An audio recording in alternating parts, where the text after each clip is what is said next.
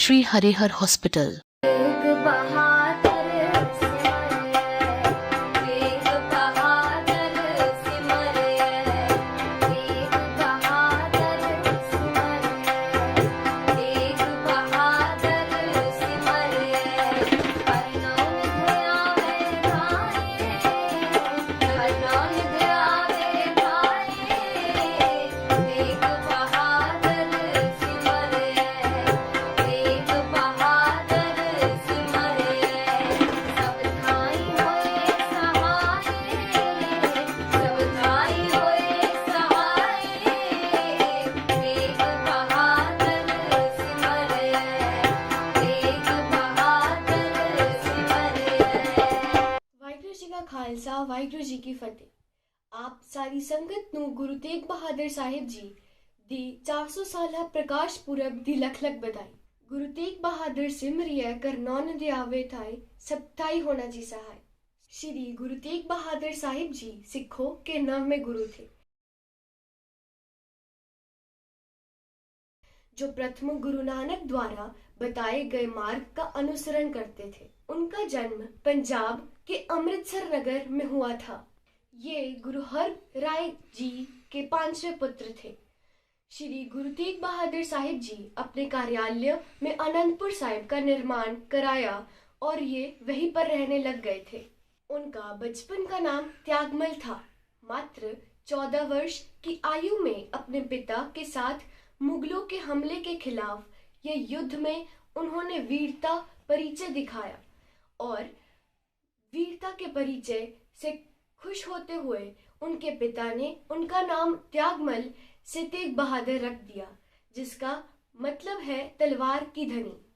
युद्ध स्थल में भीषण रक्तपात से गुरु तेग बहादुर जी के वैरागी मन में गहरा प्रभाव पड़ गया और उनका मन आध्यात्मिक चिंतन की ओर हुआ। धैर्य, वैराग्य और त्याग की मूर्ति गुरु तेग बहादुर जी ने एकांत में लगातार 20 वर्ष बाबा बकाला नामक स्थान पर साधना की। उनके द्वारा रचित 115 पद्य गुरु ग्रंथ साहिब जी में सम्मिलित हैं। मुगल शासन का बादशाह औरंगजेब अपने राज में हिंदुओं को जबरन धर्म परिवर्तन करवा रहा था और यदि अपना कोई धर्म परिवर्तन ना करे तो उसे सरेआम कत्लेआम करवा देता था। औरंगजेब पूरे हिंदुस्तान में केवल इस्लाम धर्म ही चाहता था। ऐसे में कश्मीरी पंडित, जिन्हें काफी विद्वान माना जाता था, वे सारे हार चुके थे।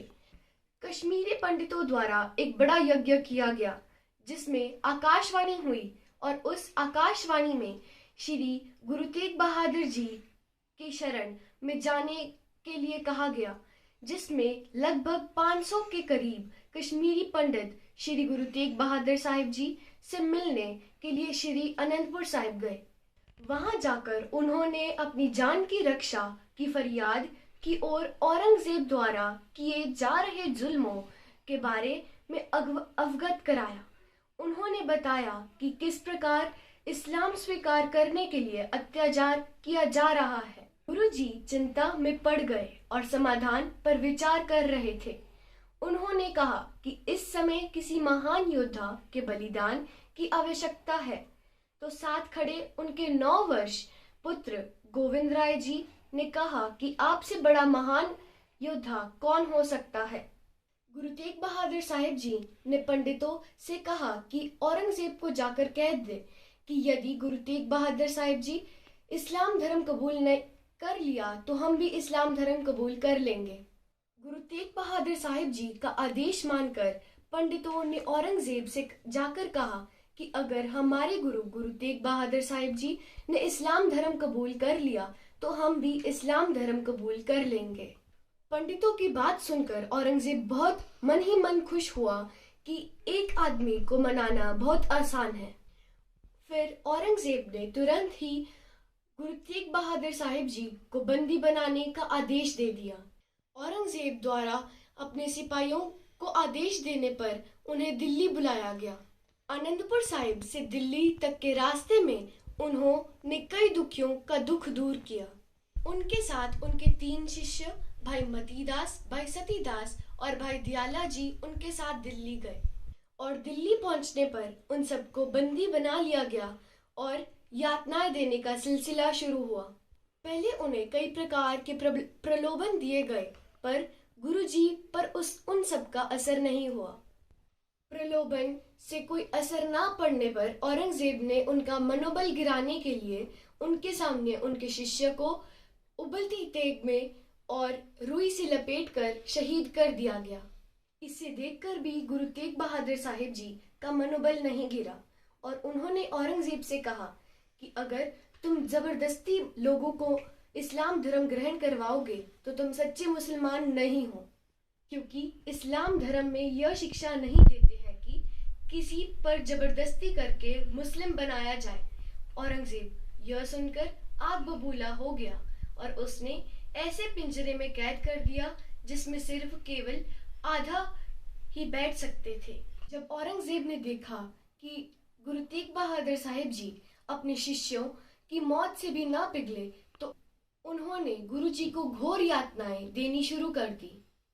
औरंगजेब ने क्रोधित होकर श्री गुरु तेग बहादुर साहिब जी का शीश धड़ से अलग करवाने का हुक्म दे दिया। श्री गुरु तेग बहादुर साहिब जी को यह फरमान मंजूर हुआ और उन्होंने हंसते हंसते अपने प्राण का बलिदान दे दिया, इसलिए उन्हें हिंद की चादर भी कहा जाता है।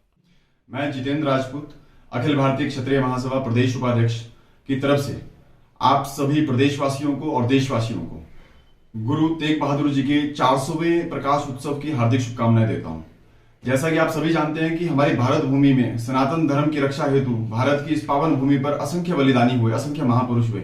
उन्हीं क्रम के अंदर हमारे गुरु तेग बहादुर जी हुए, जिनका अब 400वां प्रकाश उत्सव मनाया जा रहा है। जैसा कि आप सभी जानते हैं, गुरु तेग बहादुर जी की जो जीवनी है वो बहुत ही ज्ञानवर्धक रही है और उत्साहवर्धक रही है। उन्होंने अपने जीवन काल में धर्म के प्रचार प्रसार हेतु जगह जगह का भ्रमण किया, साथ ही धर्म और मानवता की रक्षा हेतु उन्होंने अपने जीवन का बलिदान दिया। जैसे कि आप सभी को ज्ञात है कि गुरु तेग बहादुर जी को हिंद की चादर के नाम से भी जाना जाता था। जी हाँ, क्योंकि उन्होंने अपने जीवन का अधिकांश जो कर्म किया वो सनातन धर्म की रक्षा के लिए, हिंदू धर्म की रक्षा के लिए उन्होंने अपने जीवन का कर्म किया और साथ में अपने जीवन का बलिदान भी दिया। जैसे कि आप सभी जानते हैं कि मुगल काल के दौरान औरंगजेब नामक का एक क्रूर शासक हुआ करता था, जिसने हिंदुओं का कत्लेआम मचा रखा था और जबरदस्ती हिंदुओं का धर्म परिवर्तन करके उनको मुसलमान बना रहा था।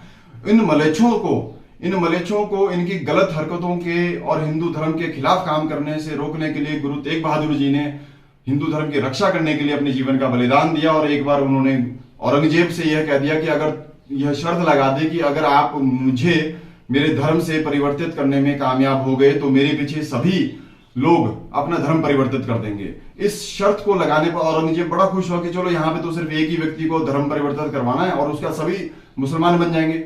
लेकिन औरंगजेब की लाख कोशिशों के बावजूद गुरु तेग बहादुर जी के ऊपर उन्होंने कई प्रकार के शारीरिक कष्ट उनको दिए, कई प्रकार की प्रताड़ना उनको दी, लेकिन उसके बावजूद भी गुरु तेग बहादुर जी ने सारे कष्टों को सहने के बाद भी अपना धर्म परिवर्तन नहीं किया और अंत में वह वीर गति को प्राप्त हुए। तो गुरु तेग बहादुर जी ने यह भी कहा था कि शीश कट जाए तो कट जाए लेकिन केश ना कटे मेरे।